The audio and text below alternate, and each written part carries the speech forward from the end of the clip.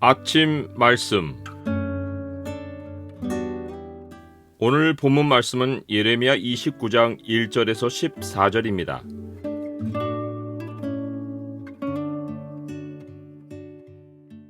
오늘 본문을 소망의 창으로 보면 우리를 향한 하나님의 생각이 무엇인지가 보입니다.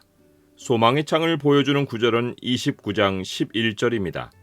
여호와의 말씀이니라. 너희를 향한 나의 생각을 아나니 평안이요 재앙이 아니니라. 너희에게 미래와 희망을 주는 것이니라. 예레미야는 예루살렘에 남아있는 백성에게만 하나님의 메시지를 전하지 않았습니다. 여호와 하나님은 예레미야에게 바벨론에도 편지를 보내게 하시고 자기 백성에게 살 길을 가르쳐 주셨습니다.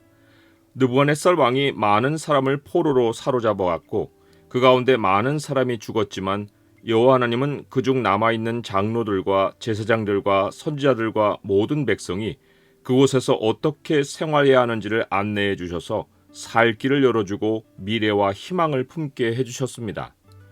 그들이 앞으로 바벨론에서 보낼 세월은 단기간이 아니었습니다. 하나님이 그들에게 정한 시간은 70년이었습니다.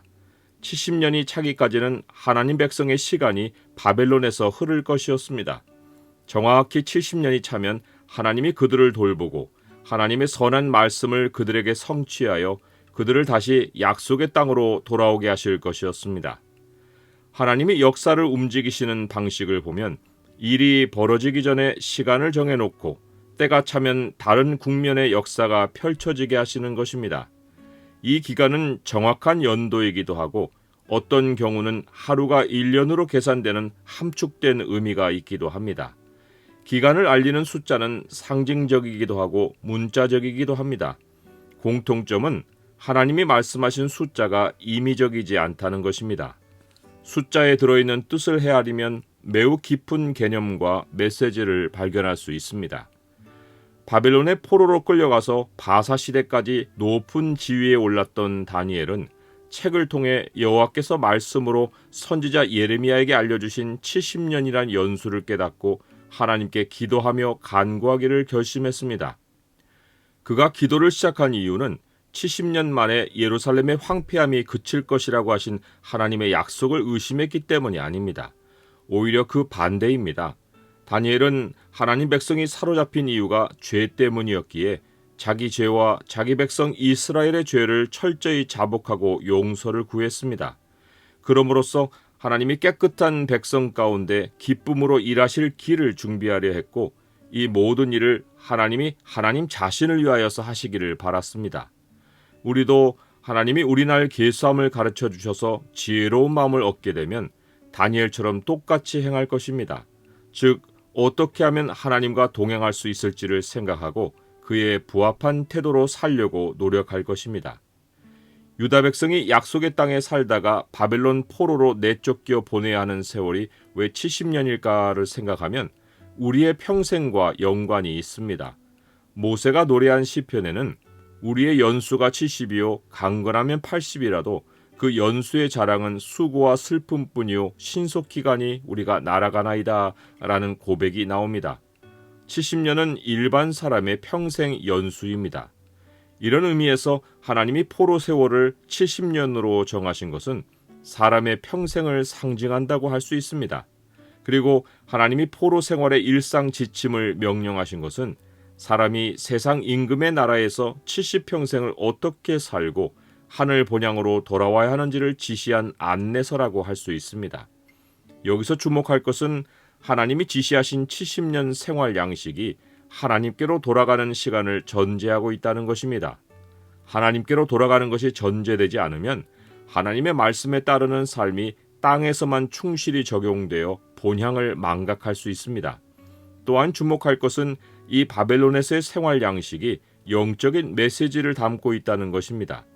하나님이 사람이 떡으로만 살 것이 아니요 하나님의 입에서 나오는 모든 말씀으로 살 것이라고 하셨듯이 하나님이 우리에게 지시하시는 모든 말씀은 떡에 적용되고 끝나지 않습니다.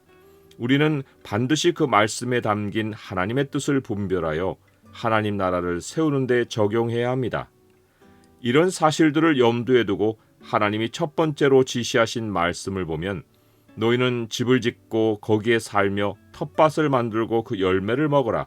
아내를 맞이하여 자녀를 낳으며 너희 아들이 아내를 맞이하며 너희 딸이 남편을 맞아 그들로 자녀를 낳게 하여 너희가 거기에서 번성하고 줄어들지 아니하게 하라입니다. 하나님은 우리가 세상에서 일상을 충실히 이어가기를 바라십니다. 이것은 하나님이 우리의 일상을 통해 우리에게 주실 복이 매우 많다는 것을 암시합니다. 전도서는 내 헛된 평생의 모든 날, 곧 하나님이 해 아래에서 내게 주신 모든 헛된 날에 내가 사랑하는 아내와 함께 즐겁게 살지어다. 그것이 내가 평생의 해 아래에서 수고하고 얻은 내 몫이니라 라고 말합니다. 어떤 교리는 하나님 백성이 세상에서 남들처럼 똑같이 일상을 사는 것을 세속적이라고 가르칩니다. 그런 이유로 하나님 백성은 청빈과 가난을 자원에서 선택해야 한다고 가르칩니다. 도대체 어떤 구절을 근거로 그런 주장을 하는지 이해할 수 없습니다. 절제하고 자족하며 사는 것과 청빈과 가난을 선택하는 것은 완전히 다릅니다. 나그네에게도 일상이 있습니다. 어떤 나그네는 호텔에서 호텔로 이동합니다. 다만 나그네는 자기가 이동 중이라는 생각을 항상 하기에 어느 곳에서도 정착하려고 하지 않습니다. 성경의 가르침은 인생이 이동 중이기에 가볍고 단순하게 살라고 하는 것입니다. 이동 중이니까 가난을 선택하라는 말씀은 성경 어디에도 없습니다. 또한 하나님이 자기 백성에게 일상의 가정 생활을 통해 자녀를 번성하게 하라고 하신 것은 육체의 번성이 아닙니다. 포로 생활이라도 정체성을 잃지 말고 하나님 백성으로 번성해 가라는 것입니다. 이 지시가 가진 영적인 메시지는 하나님 백성이 하나님 나라를 번성하게 해야 한다는 것입니다. 우리 그리스도인도 세상에서 힘쓸 것이 하나님 나라 가족의 번성입니다. 두 번째로 하나님이 지시하신 말씀은 너희는 내가 사로잡혀 가게 한 그 성읍의 평안을 구하고 그를 위하여 여호와께 기도하라. 이는 그 성읍이 평안함으로 너희도 평안할 것임이라 입니다. 하나님 백성이 땅을 사는 목적은 세상에 복이 되기 위함입니다. 이를 위해 우리의 일상생활에 반드시 있어야 할 것이 기도이고 특별히 축복 기도입니다. 신약에도 똑같은 목적으로 기도 명령이 내려졌습니다.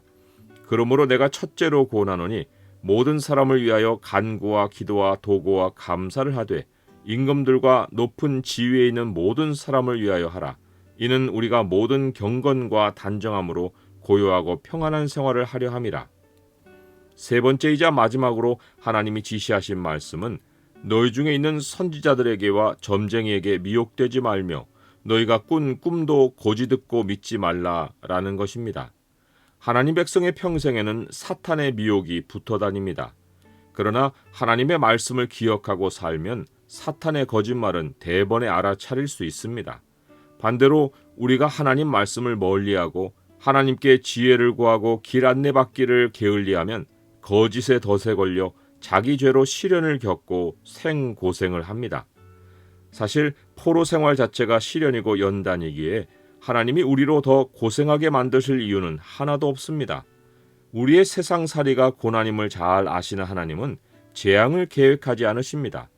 하나님은 너희를 향한 나의 생각을 내가 하나니 평안이요 재앙이 아니니라. 너희에게 미래와 희망을 주는 것이니라. 너희가 내게 부르짖으며 내게 와서 기도하면 내가 너희들의 기도를 들을 것이요 너희가 온 마음으로 나를 구하면 나를 찾을 것이요 나를 만나리라 라고 하십니다. 그리고는 최고의 약속이 나는 너희를 포로된 중에서 다시 돌아오게 할 것이라 라는 것입니다. 하나님 백성은 하나님의 단호한 의지로 하늘 본향으로 돌아갑니다. 우리가 지체해도 하나님이 끌어당겨 이끌어 가십니다. 우리는 평생 하나님의 복과 평안으로 살고 때가 차면 그 나라로 옮겨가 영원한 복으로 살 것입니다. 우리는 하나님으로 인해 복 있는 인생입니다.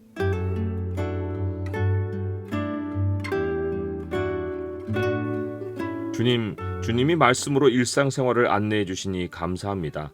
제가 더 말씀에 귀를 기울여 자세한 길을 배우게 해주시고 기도한 것은 응답해 주옵소서. 평생 주님과 동행하며 세상을 복되게 살다가 본향으로 돌아가게 하옵소서. 예수 그리스도 이름으로 기도드립니다. 아멘.